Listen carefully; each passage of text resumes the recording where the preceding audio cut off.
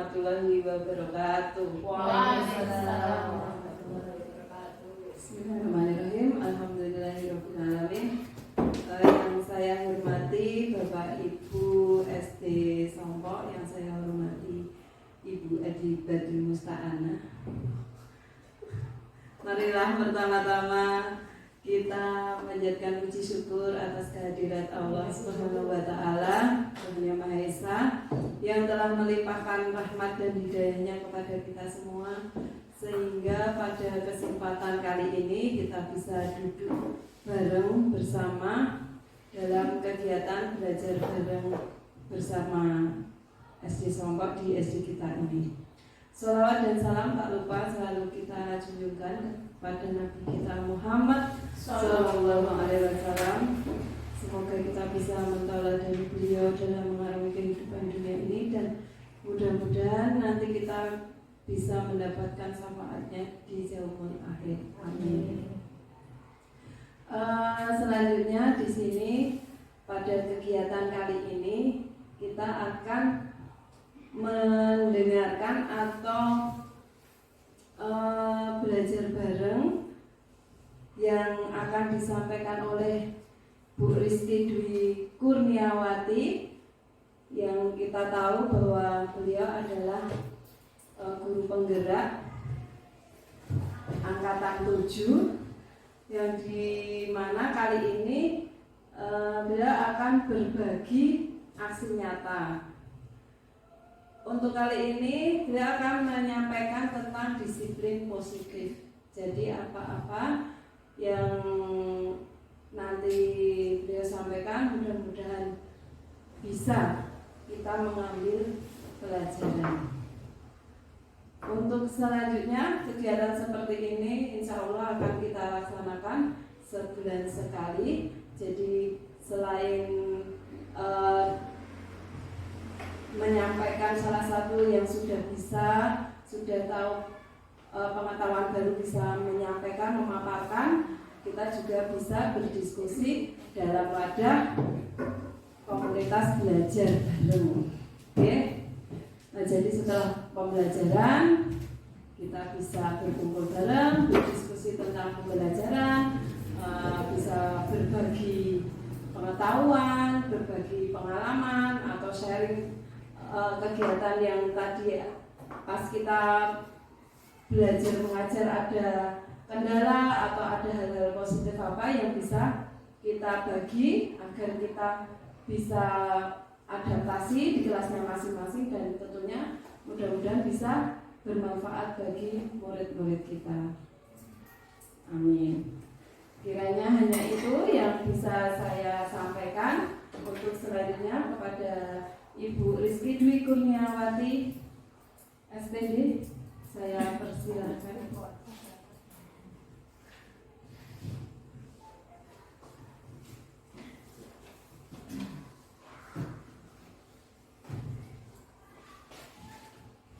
Assalamualaikum warahmatullahi wabarakatuh. Waalaikumsalam warahmatullahi wabarakatuh.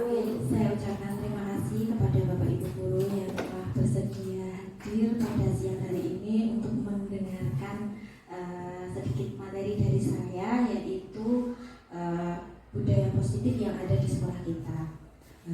Sebelumnya nanti kita akan belajar disiplin positif, kemudian teori motivasi, keyakinan kelas, kebutuhan dasar, posisi kontrol, restitusi, dan segitiga restitusi.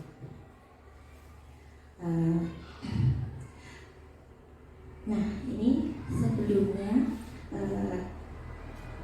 kita juga sudah belajar di Forkom Merdeka Belajar, yaitu tentang filosofi Ki Hajar Dewantara. Sudah semua nggih? Nah, menurut Ki Hajar Dewantara itu, tujuan pendidikan itu menuntun segala kodrat yang ada pada anak untuk mencapai keselamatan dan kebahagiaan yang setinggi-tingginya. Kemudian gagasannya yaitu ing ngarsa sumtulodo, ing madya mangun karsa, dan tutwuri handayani. Jadi kita sebagai guru itu juga harus menuntun anak-anak yang sesuai dengan kodrat anak dan kodrat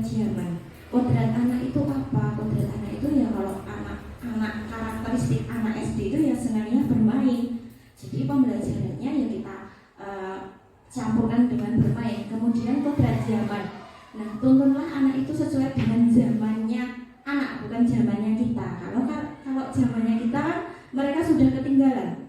Jadi anak itu harus dituntun sesuai zamannya. Kemudian tujuannya dari Ki Hajar Dewantara itu menuntun anak menjadi yang bijaksana, mampu memilih nilai luhur dalam kehidupan sehari-hari, mampu menjadi anak yang memiliki budi pekerti yang baik di lingkungan, keluarga, sekolah, dan masyarakat.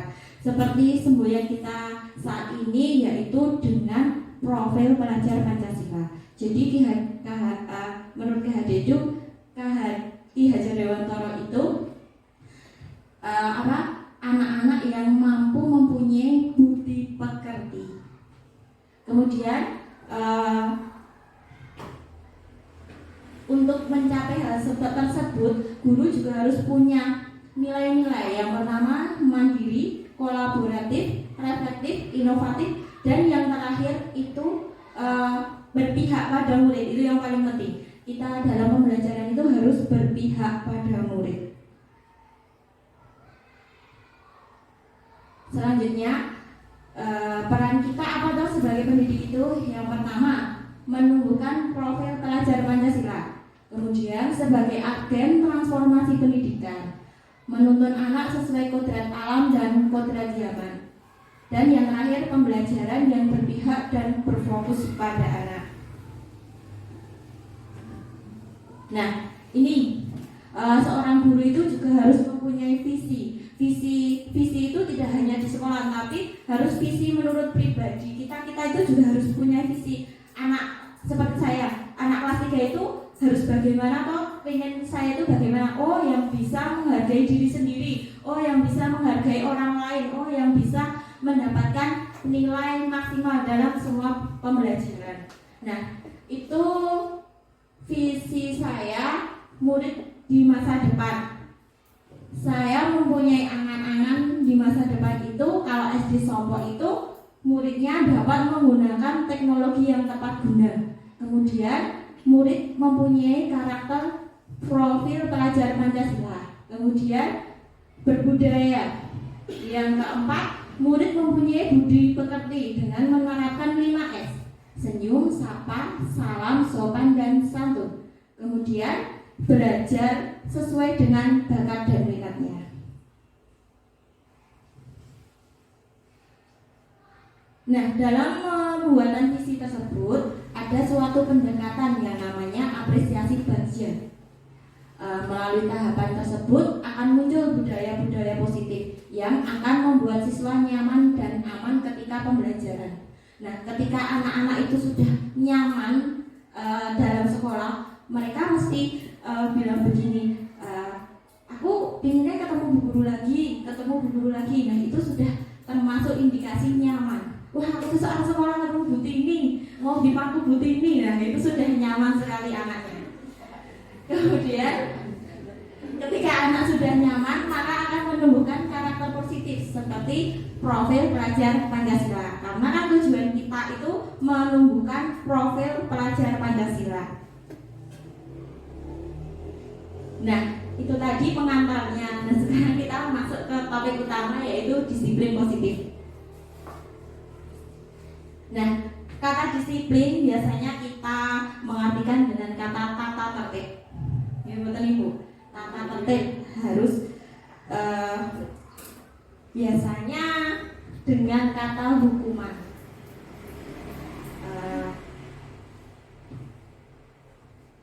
Nah, ini makna disiplin itu apa toh? Disiplin itu artinya belajar. Makna asal kata ini berkonotasi dengan disiplin diri dari murid-murid Sokrates dan Plato. Disiplin diri membuat orang menggali potensinya menuju sebuah tujuan apa yang dia hargai. Namun dalam budaya kita, makna kata disiplin telah berubah menjadi sesuatu yang dilakukan pada orang lain untuk mendapatkan kepatuhan. Biasanya kan kita anak-anak harus disiplin dan patuh kepada aturan. Kecenderungannya menghubungkan kata disiplin dengan ketidaknyamanan, bukan dengan apa yang kita hargai atau pencapaian suatu tujuan mulia. Nah, disiplin ini berhubungan dengan nilai-nilai kebajikan. Nilai-nilai kebajikan itu sebenarnya banyak sekali. Nah, nilai-nilai kebajikan adalah sifat-sifat positif manusia yang merupakan tujuan mulia yang ingin dicapai. Kalau kita, tujuan kita, nilai-nilai kebajikan kita sesuai dengan profil pelajar Pancasila yang beriman, bertakwa kepada Tuhan Yang Maha Esa, berakhlak mulia, mandiri, bernalar kritis, berkebinekaan global, gotong royong dan kreatif. Nah, selanjutnya yang kedua yaitu teori motivasi.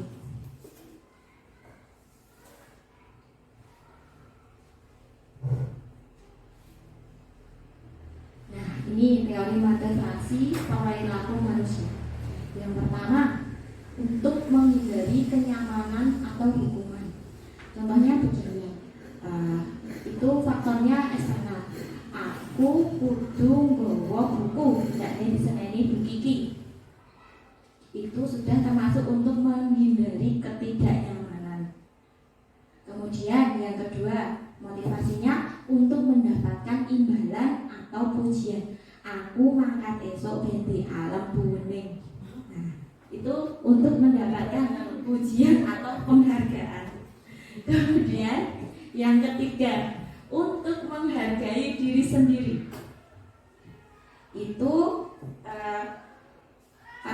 yang paling baik itu yang ketiga, untuk menghargai diri sendiri.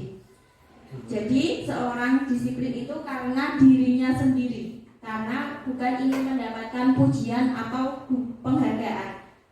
Nah, anak-anak juga harus menjadi anak yang disiplin dengan menghargai dirinya sendiri. Contohnya begini, saya itu ikut guru penggerak itu yang pertama karena untuk menghindari ketidaknyamanan atau hukuman. Karena saya tidak enak sama Pak Irianto saat itu. Kalau saya tidak daftar kan saya juga nggak enak loh. Saya teori motivasinya untuk menghindari ketidaknyamanan. Tetapi perlahan-perlahan itu tuh mulai hilang karena saya merasa kok saya itu butuh pengetahuan baru, saya itu butuh belajar, saya itu membutuhkan intinya butuh pengembangan diri. Nah, semakin lama saya itu menikmati, saya itu ikut guru penggerak kena jambor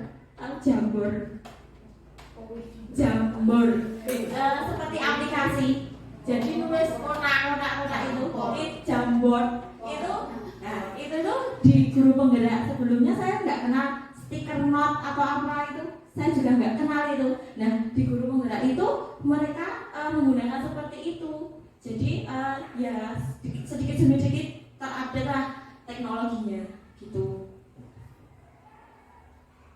Kemudian restitusi adalah yang sudah pernah mendengar restitusi. Restitusi yaitu sebuah proses menciptakan kondisi bagi murid untuk memperbaiki kesalahan mereka. Contohnya begini, si Aji berkelahi dengan si Kiki. Kiki. Nah, bajunya itu sampai sobek, kancingnya blodor, Kalau saya sebagai guru penghukum, mesti saya akan marah-marah loh kalau sampai kancingnya bodor itu lepas tadi. Tetapi dalam restitusi itu guru harus kolaboratif dan menemukan solusi untuk masalah mereka. Jadi kita tidak boleh menyalahkan mereka, tapi mencari sebuah solusi. Solusinya piye? Ayo dijahit. Jadi anak kalau tadi disalahkan, mereka akan tidak diterima di kelompoknya. Tapi kalau anak tersebut bersama-sama memperbaiki kesalahan, anak tersebut kembali ke kelompoknya mesti diterima. Gitu. Itu teorinya. Teorinya seperti itu ya. Nah, itu mencari solusi untuk masalah mereka dan membantu murid berpikir tentang orang seperti apa yang mereka inginkan, bagaimana mereka harus memperlakukan orang lain.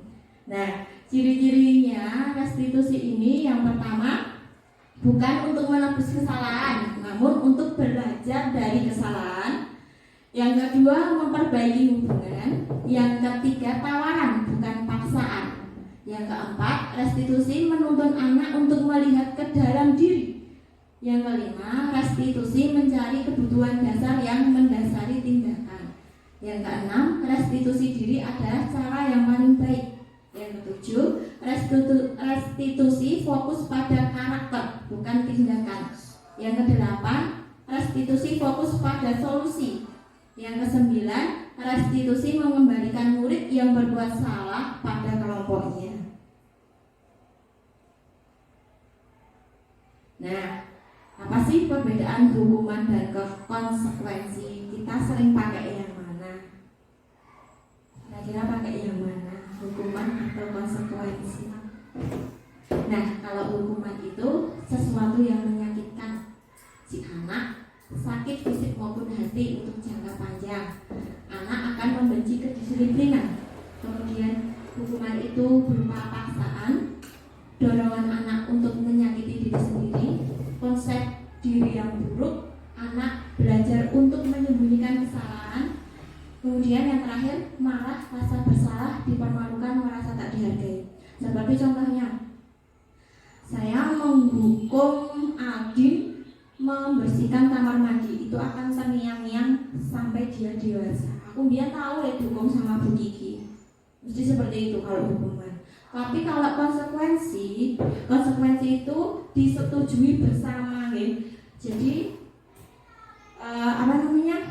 murid nyaman dan dalam waktu yang pendek dan itu lebih diterima. Yang pertama, konsekuensi itu sesuatu yang harus terjadi, membuat anak merasa tidak nyaman dalam jangka waktu yang pendek.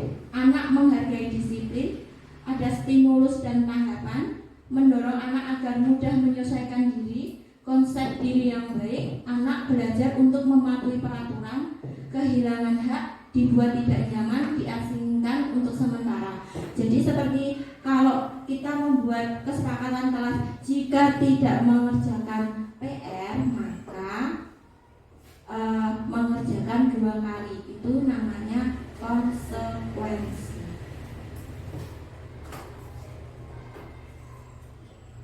Kemudian saya tidak, ini contohnya menggantikan kertas tugas teman yang telah dicoret-coret, membersihkan tumpahan air di meja karena tersinggung saat belajar. Nah, ini bedanya hukuman dan konsekuensi. Lanjut ya. Nah, merdeka menurut Ki Hajar Dewantara artinya tidak hanya terlepas dari perintah, akan tapi juga cakap buat memerintah diri sendiri. Nah, kita akan masuk ke keyakinan kelas. Keyakinan kelas, mengapa tidak peraturan, mengapa harus keyakinan kelas? Nah, ini untuk mendukung motivasi intrinsik, kembali ke nilai-nilai keyakinan kelas untuk menggerakkan seseorang dibanding mengikuti serangkaian peraturan. Kemudian peraturan kelas tadi menunjukkan keyakinan kelas, kemudian membuat lingkungan menjadi positif, akhirnya membuat menjadi budaya positif. Nah, ini perbedaan antara peraturan dan keyakinan kelas. Aslinya intinya itu sama, tetapi hanya kata-katanya yang kita perhalus. Contohnya, selalu kembalikan ke buku ke tempatnya, berarti tanggung jawab. Kemudian dilarang mengganggu orang lain, menghormati orang lain, hadir di sekolah 15 menit sebelum pembelajaran, itu biasanya hadir tepat waktu. Dilarang melakukan kekerasan, dilarang, itu untuk yang kelas atas. Nah, itu ya bedanya peraturan dan keyakinan kelas. Nah, ini saya mencoba membuat keyakinan kelas dengan cara anak-anak itu saya suruh membuat apa sih yang ingin kamu motivasimu itu apa? Nah, anak-anak menulis di situ. Kemudian ini masih ada apa yang diinginkan anak-anak. Tidak mencontek, datang tepat waktu, mengerjakan tugas tepat waktu. Kemudian saya rangkum, hadir sekolah tepat waktu, duduk pada kursi yang disediakan, mendengarkan orang lain berbicara, angkat tangan bila berbicara, menghormati dan saling membantu, mengerjakan tugas tepat waktu. Nah, itu keyakinan kelas 3 atau kesepakatan di kelas 3. Ini kita lanjut kebutuhan dasar manusia. Nah, kebutuhan dasar manusia itu ada 5. Yang pertama, bertahan hidup, rasa sayang dan rasa diterima, penguasaan, kebebasan, dan kesenangan. Nah, yang pertama yaitu kebutuhan bertahan hidup. Kebutuhan bertahan hidup adalah kebutuhan yang bersifat fisiologis untuk bertahan hidup, misalnya kesehatan, rumah, dan makanan. Kebutuhan biologis sebagai bagian dari proses reproduksi, termasuk kebutuhan untuk tetap bertahan hidup. Komponen psikologis pada kebutuhan ini meliputi kebutuhan akan perasaan aman. Kemudian yang kedua yaitu kasih sayang dan rasa diterima. Kebutuhan ini dan 3 kebutuhan berikutnya adalah kebutuhan psikologis. Kebutuhan untuk disayangi dan diterima meliputi kebutuhan akan hubungan dan koneksi sosial, kebutuhan untuk memberi dan menerima kasih sayang, dan kebutuhan untuk merasa menjadi bagian dari suatu kelompok. Kebutuhan ini juga meliputi keinginan untuk tetap terhubung dengan orang lain seperti teman, keluarga, pasangan hidup, teman kerja, binatang peliharaan, dan kelompok di mana kita tergabung. Kemudian ada penguasaan. Kebutuhan ini berhubungan dengan kekuatan untuk mencapai sesuatu, menjadi kompeten, menjadi terampil, diakui atas prestasi dan keterampilan kita, didengarkan dan memiliki rasa harga diri. Kebutuhan ini meliputi keinginan untuk dianggap berharga, bisa membuat perbedaan, bisa membuat pencapaian, kompeten, diakui, dihormati.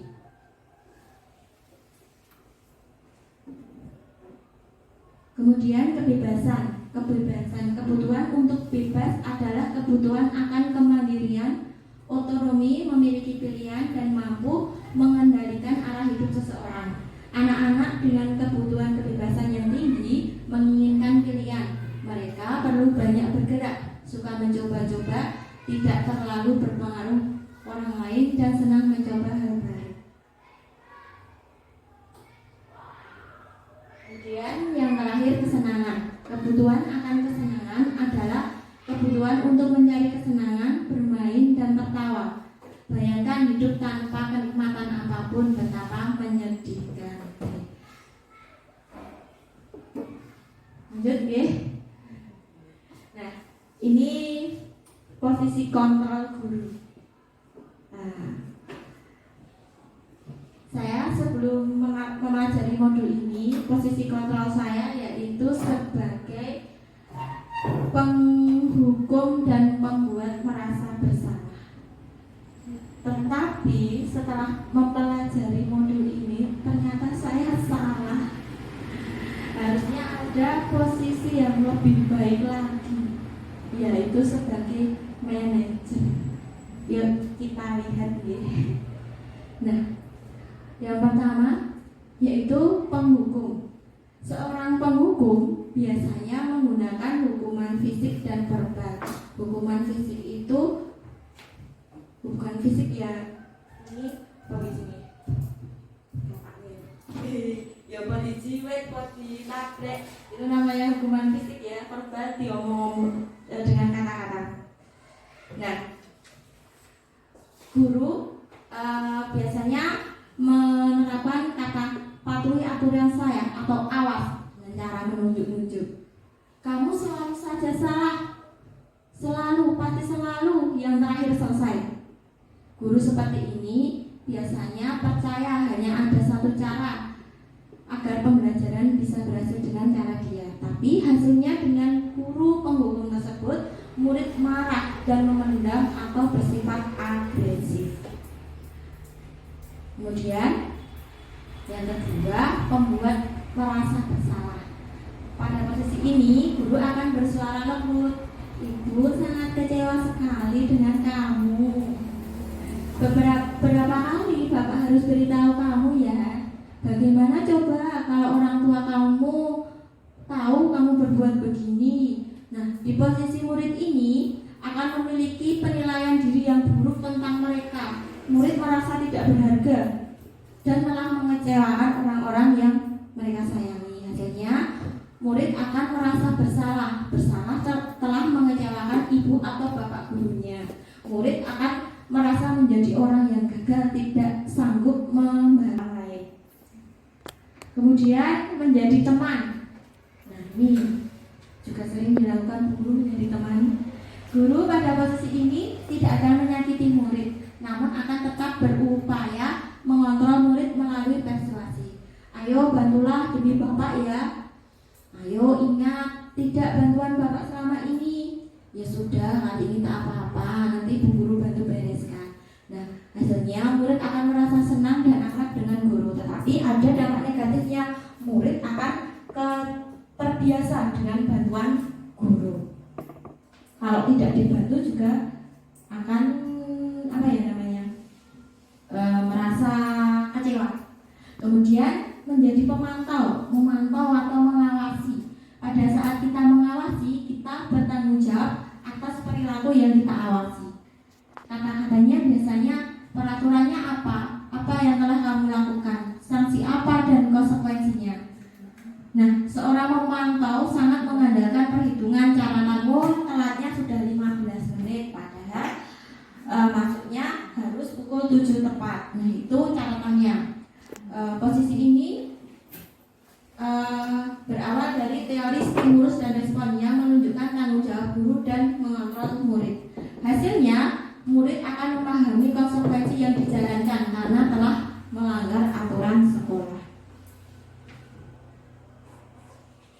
Nah, ini yang paling tepat, menggunakan posisi manajer, di mana guru berbuat sesuatu bersama murid, mempersilahkan murid mempertanggungjawabkan perilakunya, mendukung agar murid dapat menemukan solusi atas permasalahan sendiri. Seorang manajer telah memiliki keterampilan di posisi teman, pemantau, bisa jadi di waktu-waktu tertentu kembali kepada kedua posisi tersebut. Nah, pertanyaannya yang biasa diajukan yaitu apa yang kita yakini. Tadi keyakinan kelas, tidak boleh terlambat. Apakah kamu meyakininya? Jika kamu meyakininya, apakah kamu bersedia memperbaiki?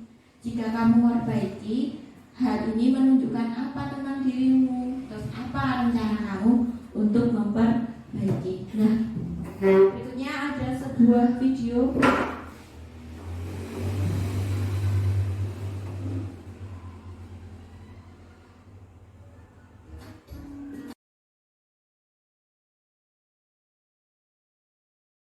Terima kasih kepada Mbak Gigi yang sudah memberikan materi siang hari ini. Mudah-mudahan materi tersebut bisa kita aplikasikan saat kita membina atau mendidik anak-anak kita. Memang yang saya harapkan itu disiplin itu bukan dari faktor eksternal. Jadi disiplin itu dari diri sendiri. Jadi enak. Artinya ini nek wis saka atine dhewe kepenak ora sah ya tadi. Mudah-mudahan kita bisa mengaplikasikannya. Mohon maaf jika ada salahnya. Mudah-mudahan bulan depan ada lagi yang mau berbagi lagi bisa, atau kita sharing aja tentang hal-hal yang sudah terjadi di pembelajaran, atau kita bisa nyicil untuk aksi nyata di PMM itu bisa. Mbak ini sudah menyiapkan Sudah. anunya, kalau file-nya sudah, kan kita yang masuk, nggak foto sudah selesai. Salam bahagia Ibu dan Bapak Guru hebat. Dalam penerapan disiplin positif restitusi, salah satu program yang dikembangkan adalah 5 posisi kontrol. 5 posisi kontrol dalam restitusi adalah proses perjalanan seorang pendidik agar dapat mengenali dirinya. Pada video kali ini, kita akan membahas tentang 5 posisi kontrol yang dikembangkan oleh Diane Gossen dan contoh penerapannya.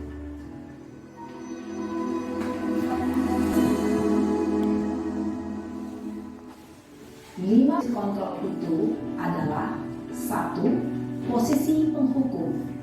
2. Posisi pembuat merasa bersalah. 3. Posisi teman. 4. Posisi pemantau atau monitor. Dan 5. Posisi manajer. Untuk lebih memahami kelima posisi tersebut, mari kita saksikan kasus Naren yang terlambat hadir 20 menit di sekolah dan melihat bagaimana kelima posisi kontrol dalam menghadapi masalah tersebut.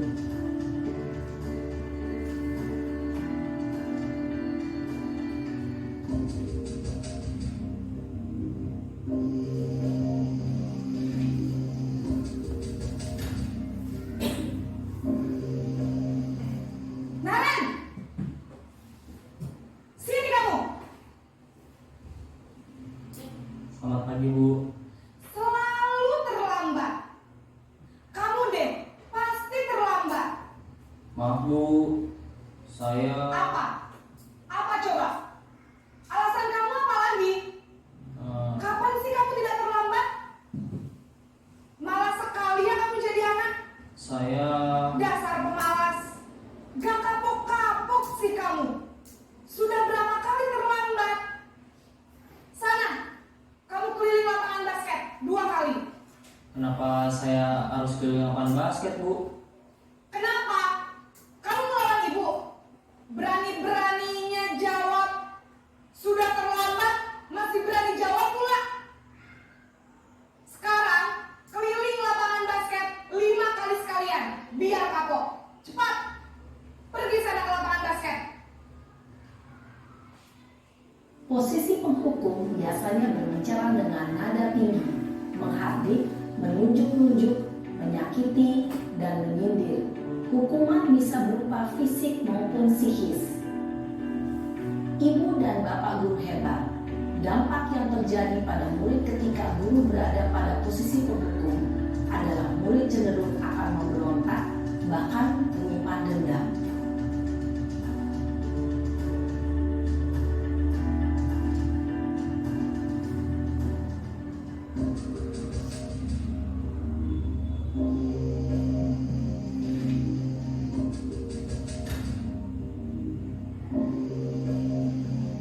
Naren!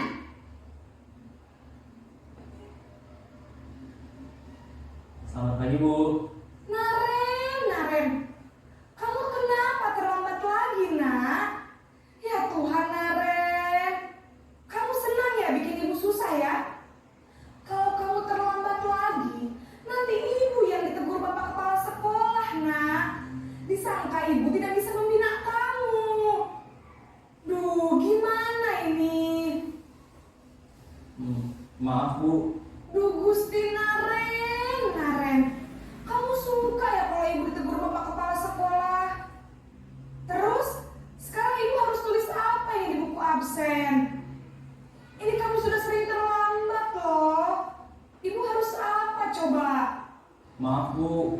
Maaf sekali.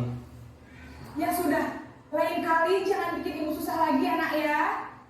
Ibu tidak akan kuat lagi kalau kamu begini terus. Bisa jantungan kalau ibu ditegur bapak kepala sekolah. Sana cepat ke kelas. Maaf ya, Bu. Maaf sekali. Posisi pembuat rasa bersalah berbicara dengan nada tenang, cenderung lembut, Namun kata-kata yang diutarakan membuat murid merasa menjadi orang yang gagal, memandang buruk dirinya sendiri, merasa tidak berharga, dan tidak sanggup membahagiakan orang lain. Ketika guru mengambil posisi pembuat rasa bersalah, murid akan menganggap dirinya yang bersalah dan ia akan menyimpan emosi negatif tersebut di dalam dirinya.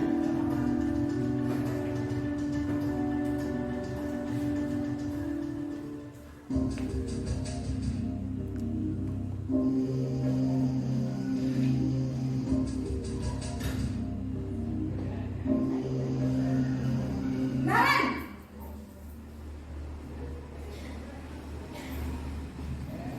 Selamat pagi Bu. wah, sudah jam berapa ini nak? Terlambat lagi ya sayang. Iya Bu, habis ibu saya lupa bangunkan saya Bu.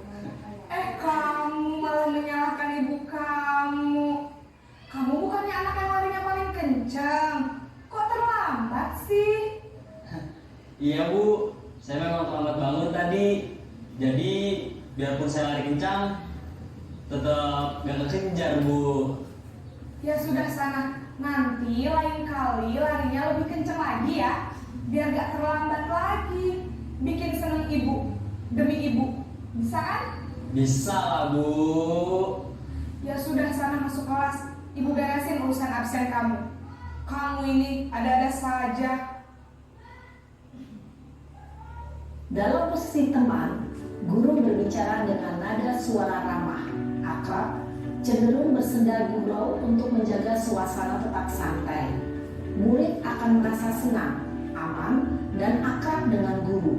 Identitas yang tercipta adalah identitas sukses atau berhasil. Namun, perlu diingat, karena ini masih dorongan eksternal, maka ada faktor ketergantungan dari murid kepada orang tertentu. Di sini, guru absennya, sehingga di lain waktu, murid bisa berperilaku baik, namun hanya kepada orang-orang tertentu saja.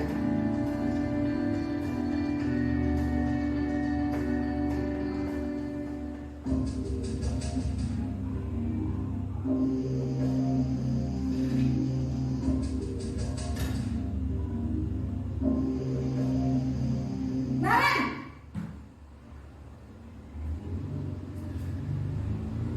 Selamat pagi Bu.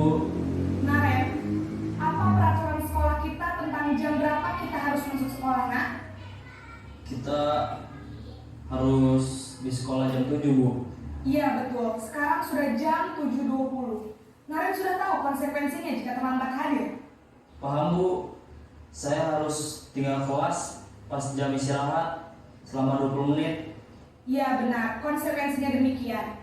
Jadi nanti jam 9.30 pas istirahat, kamu harus tinggal di kelas, kerjakan tugas tambahan untuk ketertinggalan kamu, ya? Baik Bu.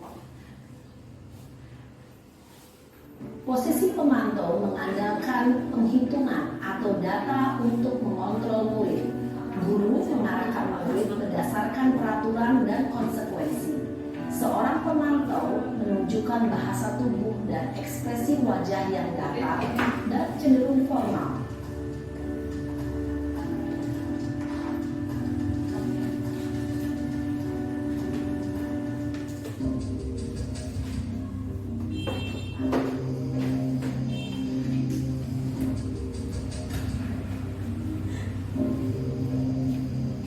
Naren!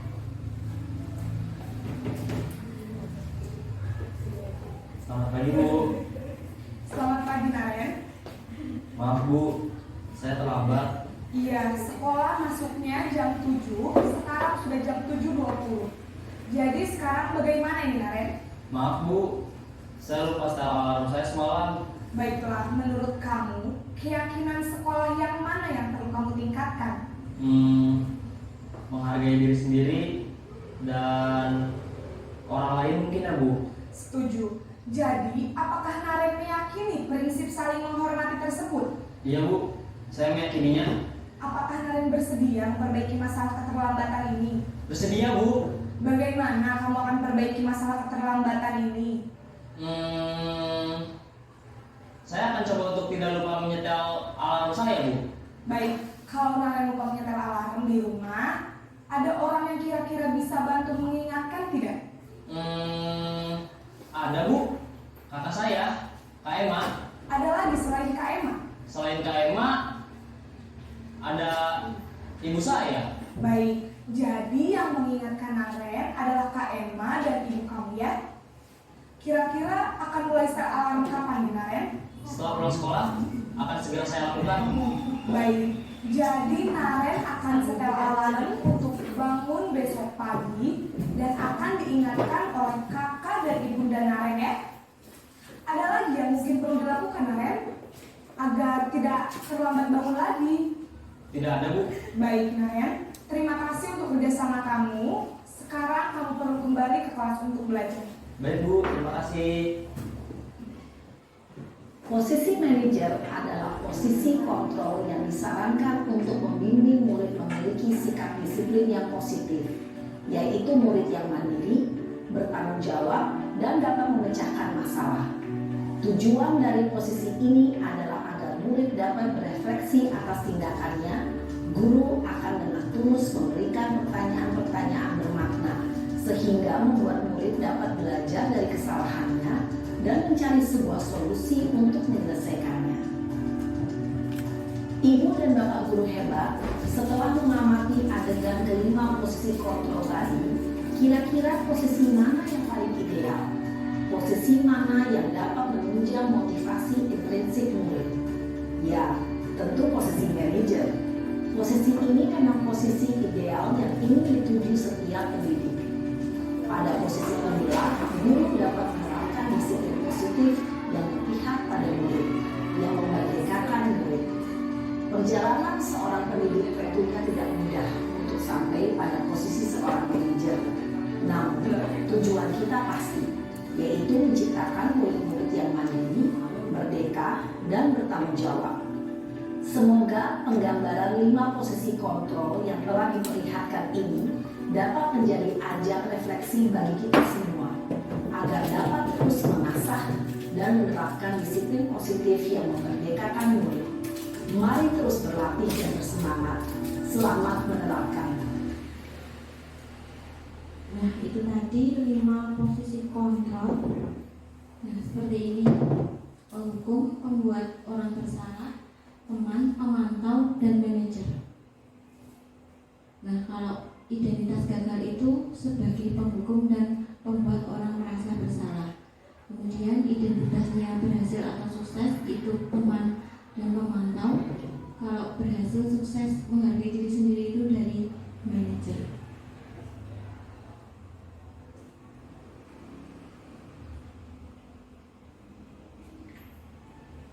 Manajer itu bagaimana cara memperbaikinya. Oke, kita lanjut ya. Nah, kecewa membuat orang merasa bersalah, tidak benar sebagai penghukum. Ayo lakukan demi ibu bapak sebagai teman, menolong, manajer, dan pemantau. Kita lanjut ya. Terakhir, segitiga restitusi.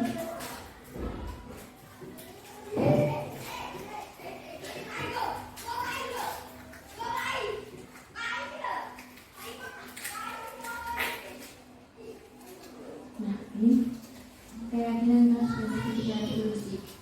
Yang pertama, kita menstabilkan identitas terlebih dahulu. Jika anak melakukan kesalahan, kita stabilkan dulu identitasnya. Kita bisa berkata dengan setiap orang pasti pernah melakukan kesalahan. Yang kedua, bukan kamu satu-satunya yang pernah melakukan ini. Kemudian, kita memvalidasi tindakan yang salah. Adakah cara yang lebih efektif untuk mendapatkan apa yang kamu butuhkan? Tentu kamu punya alasan mengapa melakukan itu. Kemudian, kita menanyakan keyakinan. Keyakinan keras apa yang sudah kita sepakati? Kamu ingin menjadi orang yang seperti apa? Nah, dalam menstabilkan identitas, kita bisa bertanya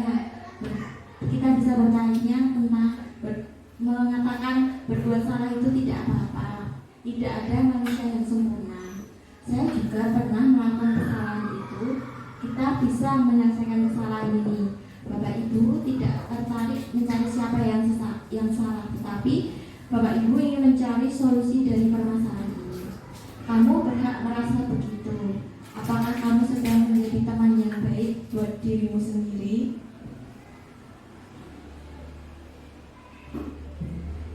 Kemudian memvalidasi tindakan yang salah. Padahal kamu bisa melakukan hal yang lebih buruk dari ini. Kamu pasti punya alasan mengapa melakukan hal itu.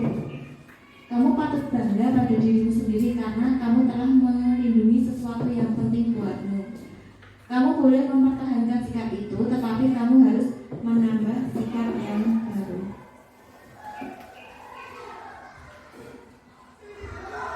Nah, ini ada videonya sebentar.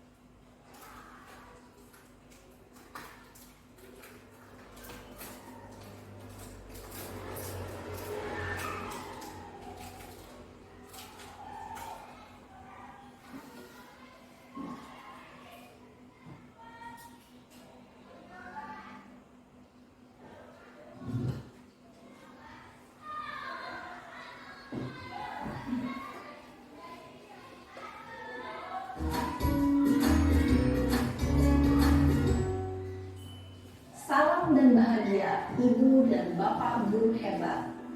Pada video kali ini kita akan membahas tentang salah satu program disiplin positif yang diterapkan di lingkungan sekolah yang dikenal dengan nama restitusi.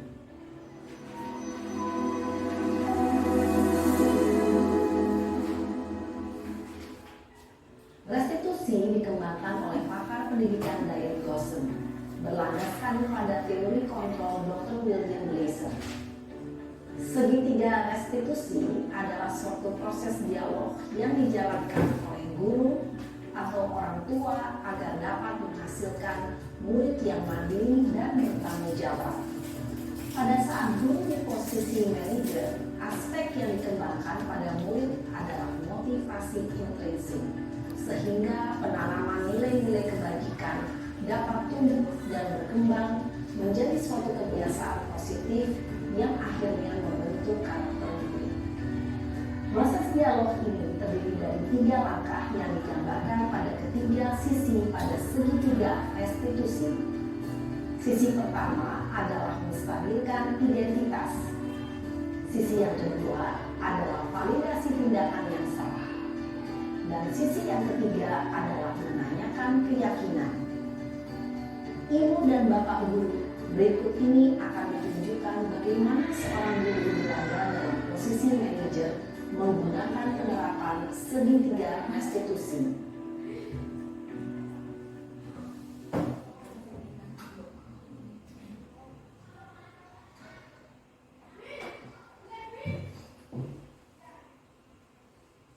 Siang Sarah. Siang Pak. Sudah lama nggak ketemu Sarah? Kenapa hari ini ada di sini? Kesel Pak, kesel banget. Masa aku dikatain tukang fitnah Pak? Ya aku marah lah. Aku balik ngatain Eka di depan kelas. Kesel banget. Oh begitu. Ya pasti kamu marah dan kesal. Bapak juga akan marah apabila ada yang menuduh Bapak seperti itu. Kemudian pada saat itu kamu mau melakukan apa? Ya saya langsung ngatain Eka lah Pak. Kesel banget. Saya bentak-bentak dia di depan teman-teman lain. Oh begitu. Pasti kamu melakukan seperti itu karena suatu alasan tertentu kan? Iyalah, masa saya diam saja Pak? Ya saya bela diri lah. Masa saya dituduh tukang fitnah? Ya wajar lah. Mempertahankan harga diri itu sesuatu yang penting buat kamu. Untuk kamu tidak bertindak lebih gegabah lagi, hanya membentak-bentak. Iya Pak. Untung saya masih bersabar dan hanya membentak saja. Sudah gemes padahal, saya pasti bela diri lah. Ya pasti ya. Tapi kamu memilih untuk tetap bertahan dan bersabar. Kamu memilih untuk tidak berbuat lebih parah lagi, kan? Iya.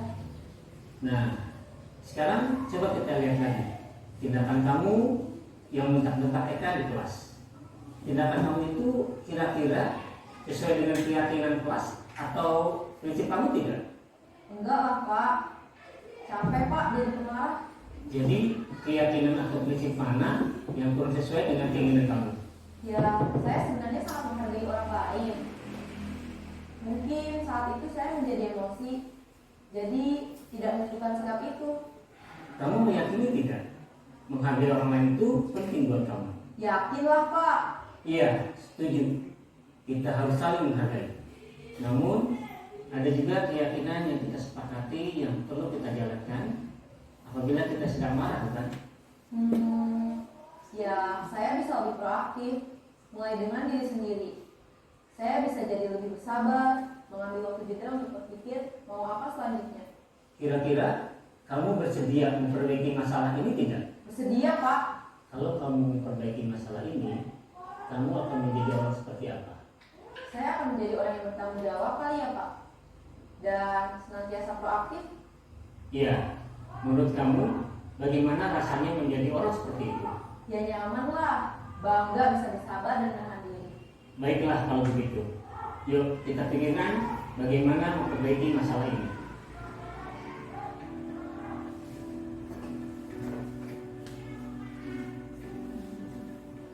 Ibu dan Bapak guru hebat, baru saja kita menyaksikan contoh bagaimana seorang guru berada dalam posisi manajer menggunakan penerapan segitiga restitusi. Mari kita bahas satu persatu. Pada sisi pertama, menstabilkan identitas berdasarkan pada prinsip bahwa membuat kesalahan adalah bagian dari proses pembelajaran. Sisi pertama dari segitiga ini berperan menggeser identitas murid dari identitas gagal ke identitas sukses. Murid yang sedang bertingkah laku yang tidak pantas atau menarik diri saat itu sedang mengalami identitas gagal. Bila kita mengkritiknya, maka posisinya tidak akan berubah. Kita bisa mengajukan pernyataan-pernyataan ini. 1. Membuat kesalahan sesuatu yang wajar. 2. Manusia tidak ada yang sempurna. 3. Kita bisa memperbaiki masalah ini. 4. Saya tidak menanyakan kesalahannya. Saya lebih fokus bagaimana memperbaiki masalah ini. 5. Apakah saat ini kamu tengah menjadi orang yang baik untuk dirimu sendiri? Pada sisi kedua, validasi tindakan yang salah berlandaskan pada prinsip bahwa setiap perilaku berupaya memenuhi suatu kebutuhan tertentu. Guru yang telah memahami teori kontrol akan bergeser dari pemikiran stimulus respon menjadi proaktif dan mencoba untuk mengenali tujuan dari perilaku murid. Mengenali dan mengakui kebutuhan murid ini dapat memperbaiki hubungan dengan murid tersebut. Pernyataan atau pertanyaan bisa disampaikan dengan nada suara tidak menghakimi atau memojokkan, sehingga dapat mengembalikan murid pada posisi positif. 1. Kamu bisa saja bertindak lebih gegabah lagi dari ini. 2. Kamu bukan melakukannya tanpa suatu alasan tertentu. 3. Kamu melakukannya karena mempertahankan sesuatu yang penting bagimu. 4. Mungkin kamu bisa mempelajari suatu perilaku baru yang lebih efektif. Bersediakah kamu mempelajarinya? Selanjutnya, kita akan simak sisi terakhir, yaitu menanyakan keyakinan. Teori kontrol menyatakan bahwa pada dasarnya kita termotivasi secara intrinsik. Pada saat perilaku yang salah telah divalidasi dan identitas sukses telah stabil, maka murid telah siap mengaitkan keyakinan-keyakinannya dengan tindakannya yang salah dan pemikirannya telah bergeser ingin menjadi orang yang dituju. Pertanyaan-pertanyaan ini dapat mengaitkan keyakinan-keyakinan yang dianut murid. 1. Sebagai keluarga atau kelas, apa yang kita yakini? 2. Nilai-nilai apa yang telah kita sepakati? 3. Seperti apa gambaran sebuah kelas yang ideal bagi kamu? 4. Kamu ingin menjadi orang seperti apa?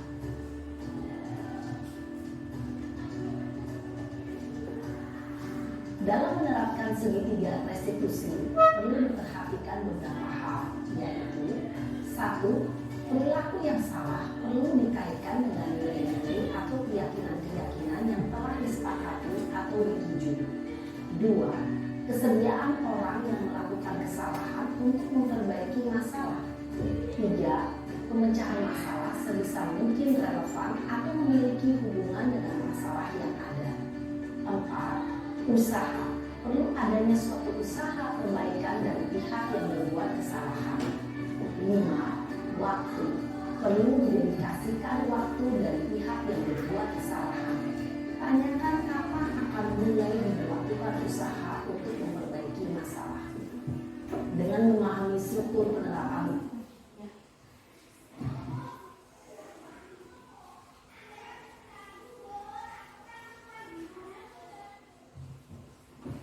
itu tadi segitiga restitusi.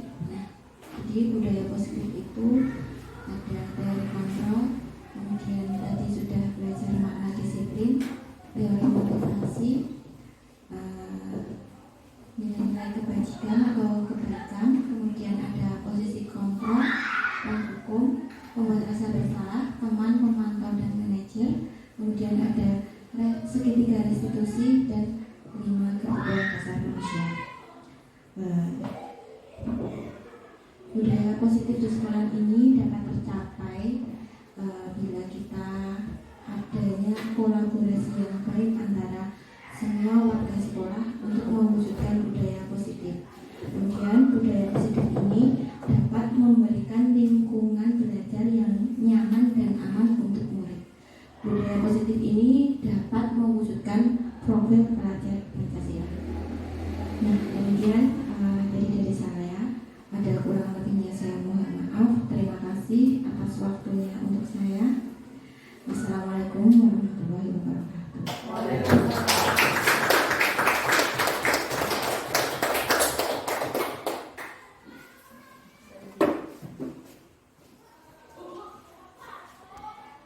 Terima kasih kepada Mbak Gigi yang sudah memberikan materi siang hari ini. Mudah-mudahan materi tersebut bisa kita aplikasikan saat kita membina atau mendidik anak-anak kita. Memang yang saya harapkan itu disiplin itu bukan dari faktor eksternal. Jadi disiplin itu dari diri sendiri. Jadi enak. Artinya jadi nek wis sekolah dhewe kepenak ora saya tadi kawan-kawan. Mudah-mudahan kita bisa mengaplikasikannya. Saya mohon maaf jika ada salahnya.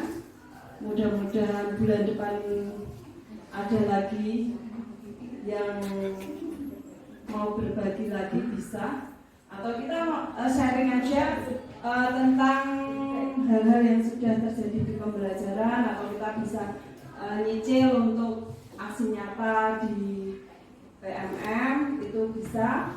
Mbak ini sudah menyiapkan anunya. PowerPoint-nya sudah, kan itu tinggal masuk, tinggal foto sudah selesai.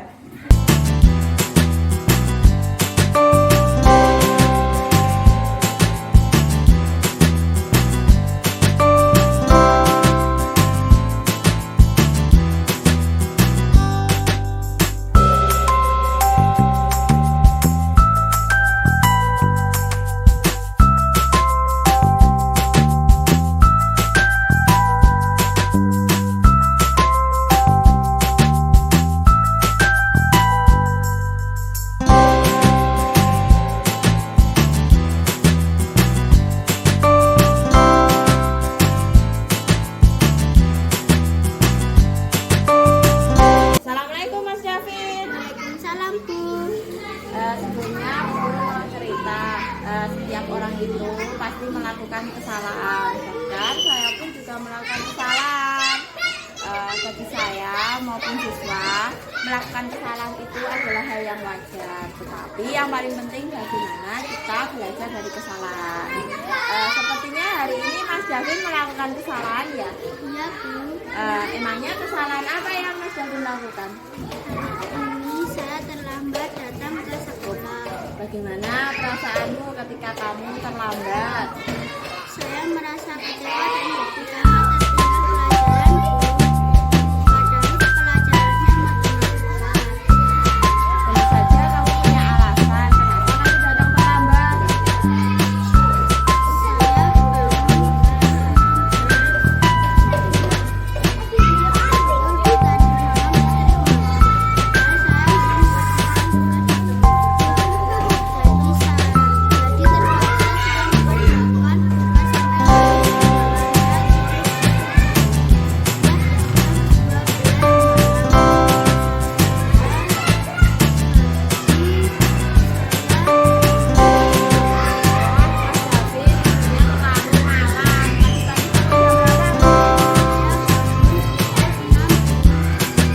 Seharusnya Mas Davin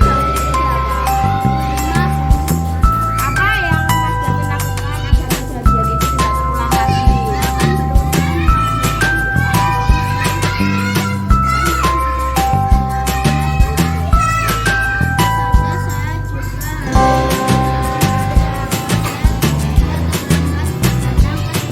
Wah, bagus sekali Mas Davin. Bagaimana perasaan setelah berbicara seperti ini?